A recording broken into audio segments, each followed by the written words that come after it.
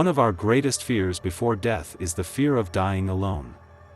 However, there are many known cases when a dying person, shortly before his departure from Earth, sees and recognizes some deceased relatives or friends.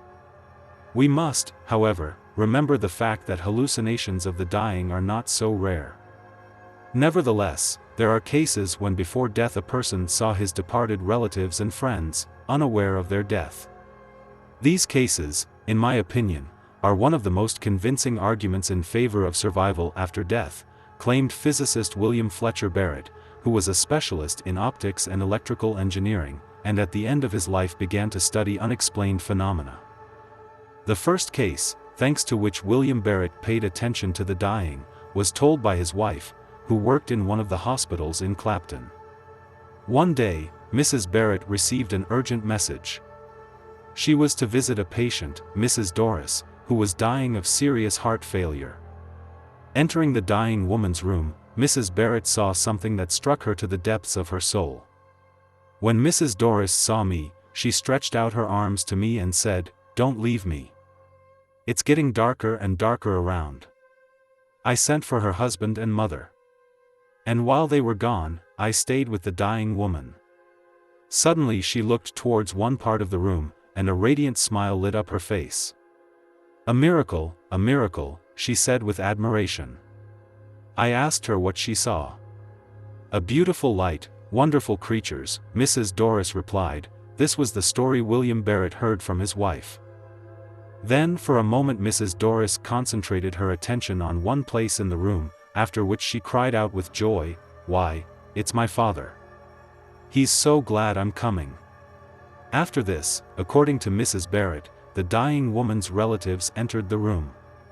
Mrs. Doris turned to her husband and said, I can't stay.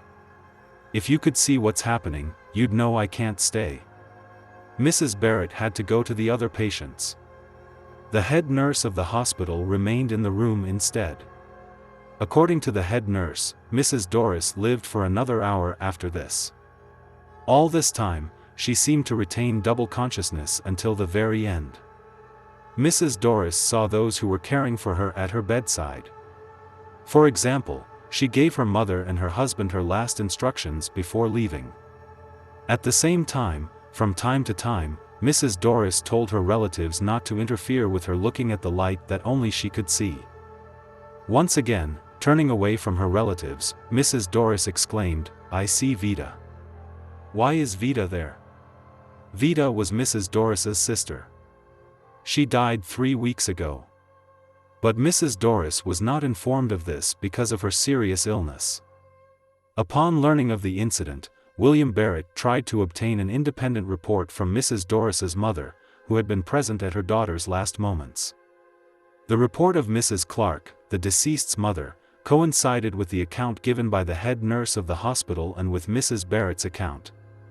This is what the report contained. "I have heard that you have inquired about the departure of the spirit of my dear daughter Doris from this earth on January 12, 1924. On December 25, 1923, I also lost my youngest daughter, Vida. Doris was very ill at the time, and I thought it unwise for her to know of her sister's death. So when we visited her, we took off our mourning clothes and acted as if nothing had happened. When I was told that my Doris was dying, I stayed by her bedside until it happened. Before she died, she said that she saw her father and Vida." The following case was told to William Barrett by Dr. Savage, who personally gave the scientist the facts and gave the names and addresses of the witnesses to this case. "There were 2 girls under my care, Jenny and Edith. One was about 9 years old and the other a little older. They were classmates and close friends. In June 1889, both fell ill with diphtheria. At noon on Wednesday, Jenny died. Edith's parents took special pains to hide from her the fact that her friend was no longer there. They were afraid it would affect her condition.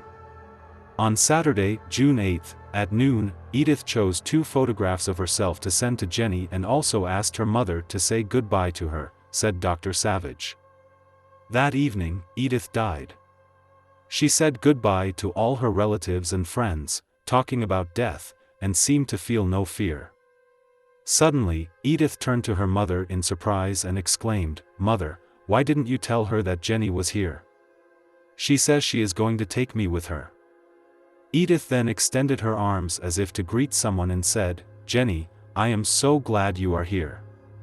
Dr. Savage, reporting this incident to William Barrett, remarked that it was difficult to explain the incident on any theory of hallucination. If the vision had been an isolated case, it might perhaps have been explained by mere coincidence. But as it was only one of a considerable group of similar cases, the explanation by chance became impossible. Another incident was reported to William Barrett by the poet George MacDonald.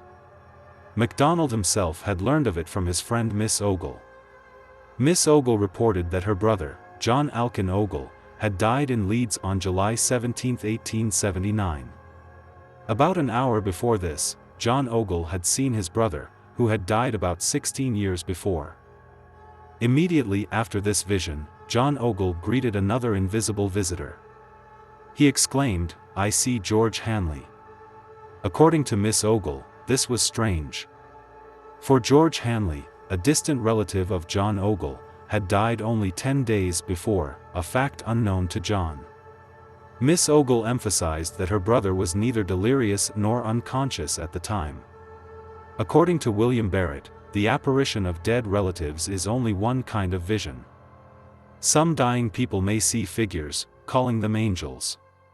Others, on their deathbed, report seeing places with beautiful scenery. Then there are the silent experiences, when the actions of the dying person indicate that he is observing something invisible to others. In such cases, the dying may direct their gaze to some part of the room, stretch out their arms for an embrace.